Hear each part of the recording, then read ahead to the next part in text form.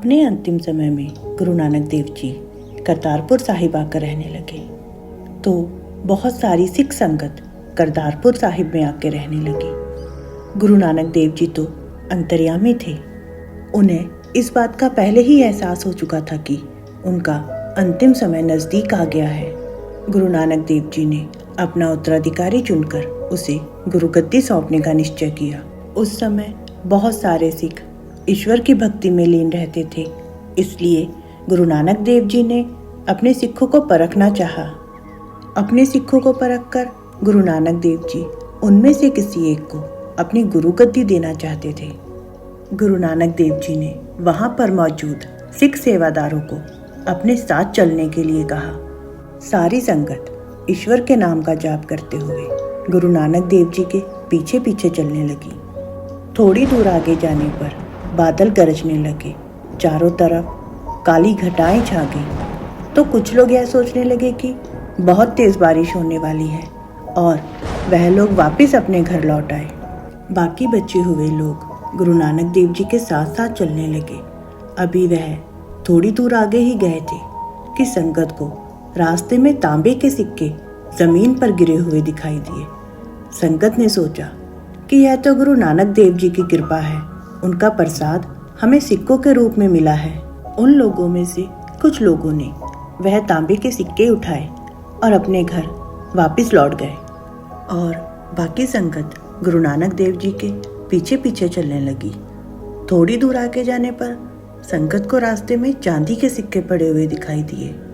संगत में से कुछ लोगों ने उन चांदी के सिक्कों को गुरु नानक देव जी का फल समझकर उठा लिया और अपने घर वापस लौट आए। अब सिर्फ 2 सिख ही रह गए थे जो गुरु नानक देव जी के पीछे पीछे चल रहे थे। तब गुरु नानक देव जी ने उन दोनों सिखों से पूछा, सारी संगत तो वापस चली गई है, तुम क्यों नहीं गए? क्या तुम्हें वापस नहीं जाना चाहिए था?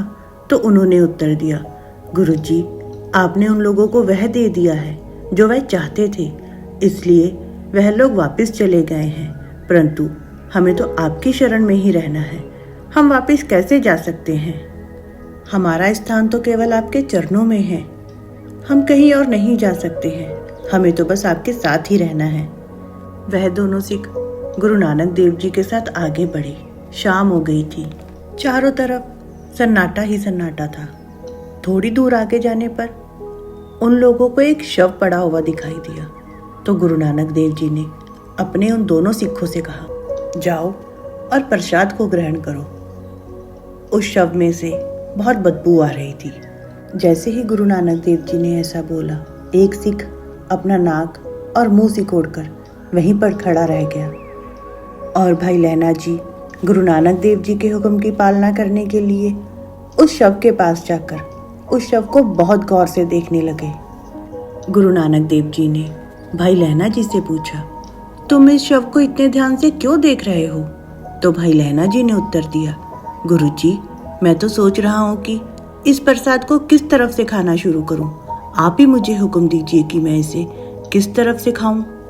मैं इसे सिर की तरफ से खाना शुरू करूं कि पैरों की तरफ से? गुरु नानक देव जी ने हुक्म दिया, तुम इसे सिर की तरफ से खाना शुरू करो। जैसे ही भाई लहना जी ने उस मुर्दे को खाने के लिए कफन हटाया तो भाई लहना जी ने देखा वहां पर कोई भी मुर्दा नहीं था, वहां पर तो सतगुरु का प्रसाद था और उसमें से बहुत ही अच्छी खुशबू आ रही थी। गुरु नानक देव जी की इस परीक्षा में भाई लहना जी गुरु नानक देव जी की कसौटी पर खरे उतरे। गुरु नानक देव जी ने भाई लहना जी को गुरु अंगद साहिब जी का नाम दिया और वह सिखों के दूसरे गुरु बने। ईश्वर के नाम के रास्ते पर चलना बहुत कठिन होता है। इस रास्ते पर सिर्फ वही लोग चल पाते हैं जिन पर ईश्वर की कृपा होती है और वह अपना तन, मन और धन ईश्वर को समर्पित करते हैं। ईश्वर का हुक्म ही सबसे ऊपर होता है और ईश्वर हमें जो भी हुक्म करे हमें उसका फायदा और नुकसान नहीं देखना चाहिए, बल्कि पूरी इच्छा से, पूरी श्रद्धा से उस हुक्म की पालना करनी चाहिए। तो दोस्तों, आपको हमारी आज की साखी कैसी लगी?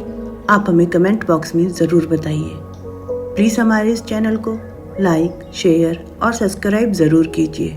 कल फिर से मिलते हैं एक नई झांकी के साथ।